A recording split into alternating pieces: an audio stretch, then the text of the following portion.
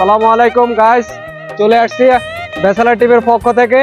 আজকে আমরা কাতার কর্নেশ আপনাদেরকে দেখাবো আমাদের বাংলাদেশের পতাকা।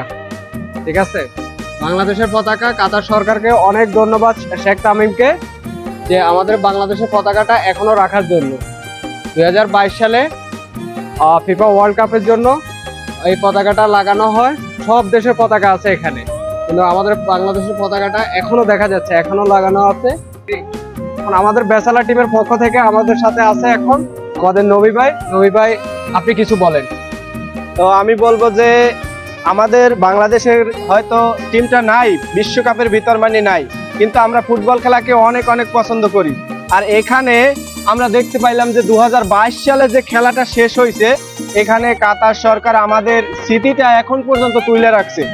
আমাদের বাংলাদেশের পক্ষ থেকে কাতার সরকারকে অনেক অনেক ধন্যবাদ।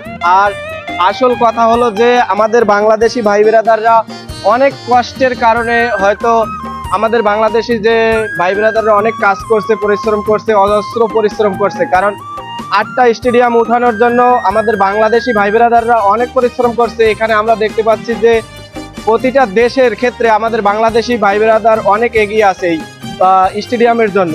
তো আমাদের কাতার সরকারকে আমার পক্ষ থেকে আমি বলবো যে অনেক অনেক ধন্যবাদ। কারণ দেখুন, এখন পর্যন্ত আমাদের বাংলাদেশি স্মৃতিটা এখনো তুলে রাখছে কাতার সরকার। তো জামাল ভাই, আপনি এবার বলেন যে আসলে কি, মানে আপনার কাছে কি রকমের লাগছে? বাংলাদেশের গভর্নমেন্টের পক্ষ থেকে, বাংলাদেশের শ্রমিকের পক্ষ থেকে, বাংলাদেশের পক্ষ থেকে অসংখ্য অসংখ্য ধন্যবাদ কাতারের শেখ তামিমকে। Love you. আমার সোনার বাংলা, আমি তোমায় ভালোবাসি।